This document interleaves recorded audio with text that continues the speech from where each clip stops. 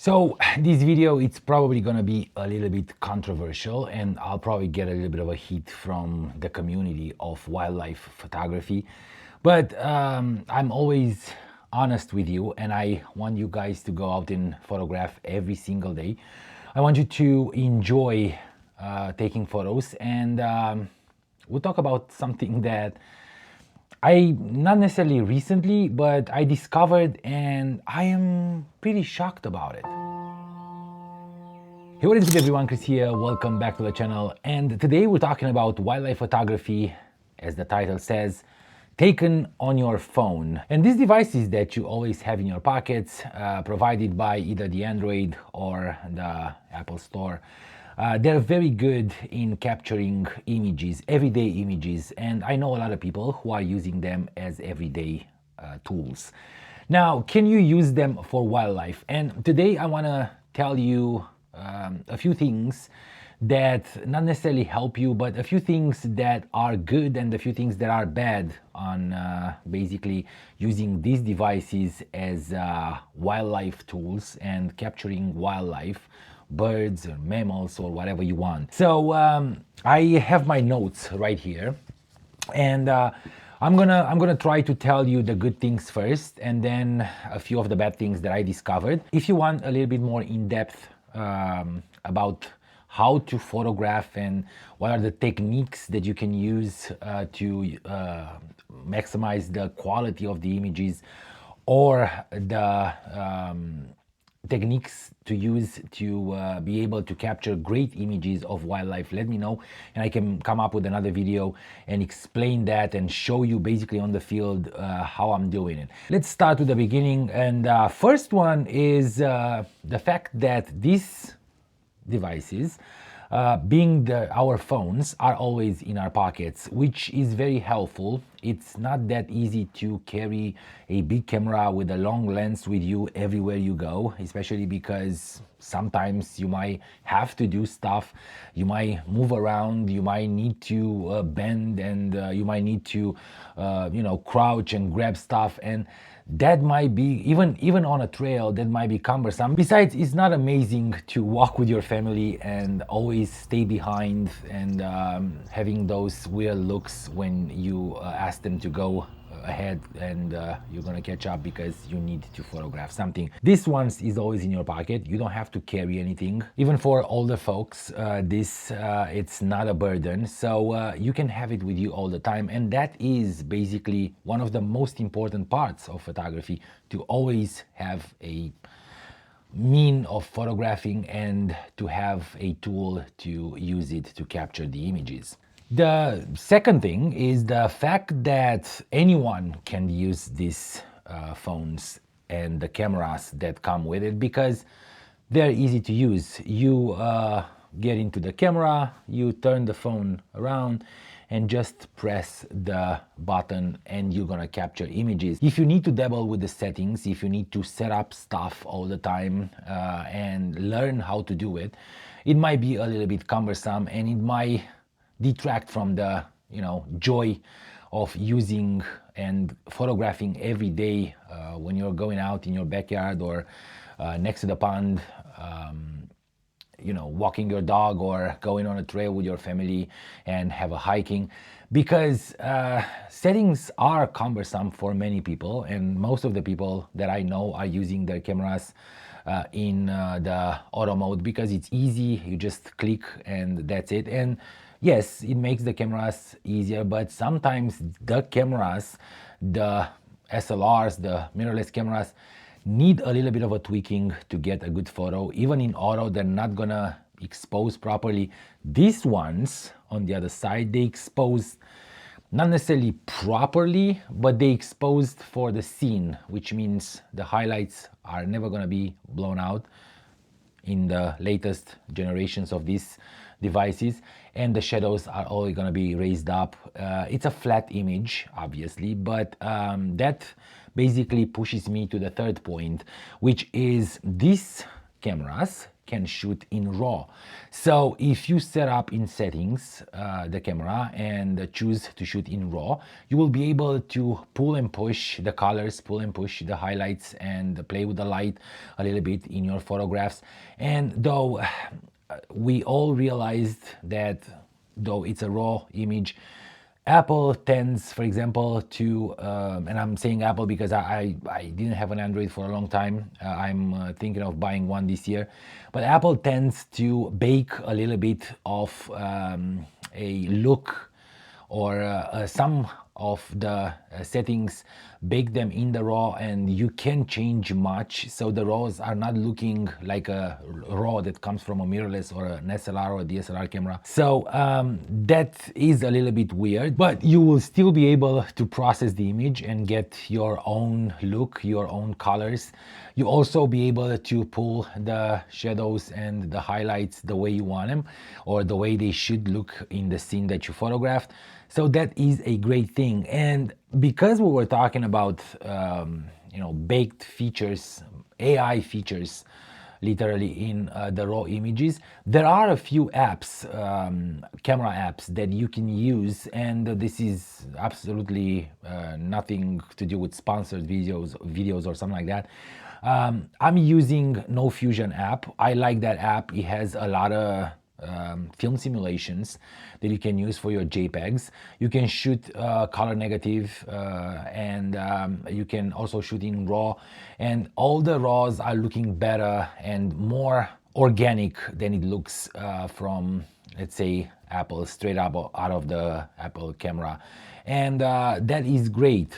Some of the photos that you're seeing while I'm talking are actually shot with this No Fusion camera. I think it's a great camera to get a little bit more serious about your images, the colors, and whatever you are capturing, and post-processing a little bit if you need to. Now, the last good thing about it is the fact that these cameras have, actually it's an array of cameras. One of them is a telephoto lens, and while Apple, I think, only has 5x or 10x or 8x or something like that.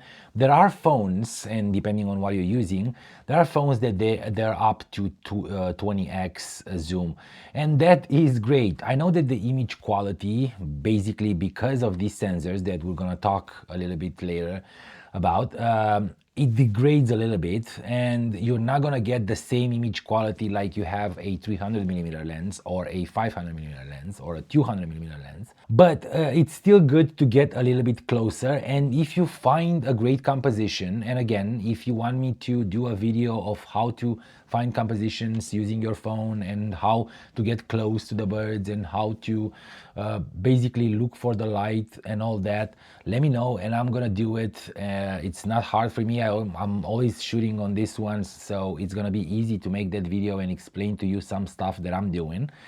And also, if you are putting the comment in the box down below and talk about it, please don't forget to subscribe to the channel.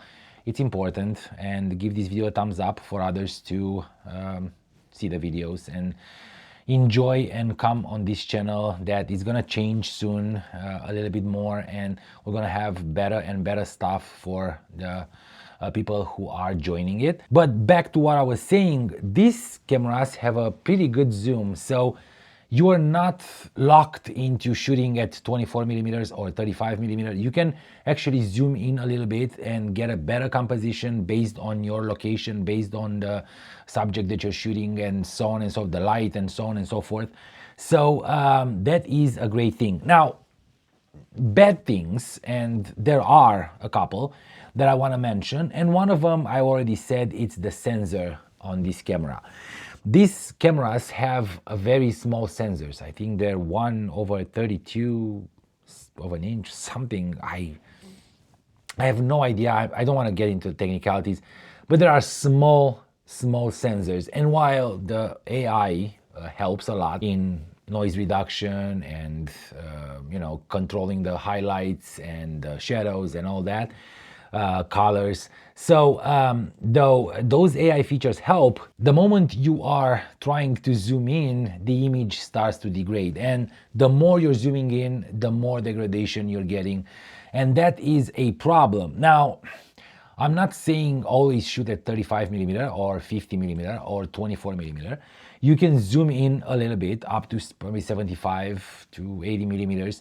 But the best thing is to try to get as close as possible to the subject, because zooming is not great due to the fact that these sensors are small. And another problem is the fact that these sensors being small, they don't get that much light as a micro four thirds sensor or a 1-inch sensor or a APS-C or a full frame sensor. They get a way lower amounts of light, and that means the ISO is going to be bumped up, and you will have grainy images. And this one probably at 400 ISO is already grain, if not lower than that. 800 ISO it's probably the ceiling when I feel comfortable shooting with these cameras, and depending on the situations, obviously. If you're shooting birds and shooting at 800 ISO, you're gonna lose a lot of details in the feathers and you know, the eyes and the small fluffs and all that. But if that is not important to you, and the composition and the moment and the capture is more important, you can go even higher. There are a few apps that are trying to keep the RAWs as organic as possible, and they also help you a little bit in tweaking the settings. But we're getting again back to why settings, why not being easy and all that, and the fact that this is a phone and it's easy to shoot with. I think it's more helpful, and it's better to just capture the image than dabble with the settings and realize that you lost the moment. And the last thing that I wanna talk about is, again, the raw processing. There are a lot of apps that you can install on the phone to process your images if you're shooting raw, from Lightroom to Snapseed and many apps now. Try to avoid the AI enhancer apps, because you're basically ruining the idea of having an organic image, and you're going back to shooting, you know, in AI baked features. And that's not necessarily bad. It's just that, and I'm not against AI when it comes to improvements, but it's better to basically learn how to tweak some stuff. And for those of you who are not editing, that it might be the first steps in trying to dabble with the colors. The phones are usually having very accurate screens, so that is very helpful when you're editing in terms of color accuracy and you know, brightness and all that. That's it, guys. You probably saw images during this video that I shot entirely and exclusively with my phone. And no, I'm not gonna move my wildlife photography on shooting with my iPhone. This is a 16 Pro Max, by the way, not the latest generation. So I'm not gonna move that, but I have it in my pocket all the time. And if I see a composition that is too wide for my 180-600 or 300 millimeter lens, and I really like the way it looks in terms of light, colors, subject matter and all that, I would use this. And I don't really care that it's on the phone, as long as I am capturing the moment and I'm documenting the time that I had in that place. Again, put your comments in the box down below. Let me know if you want me to do a video of how to use your phone in the field, how to get close to the subject, how to capture the subject, how to edit the image, and I will do that. Don't forget to subscribe to the channel and give this video a thumbs up. Like I said, it helps a lot, and I am very grateful to all of you who subscribed and who are here for these videos. And I will definitely see you soon, hopefully outside if the weather helps us a little bit. We got a little bit of a sun in spots lately, so it might change a bit and might be able to go outside and actually do a real wildlife vlog.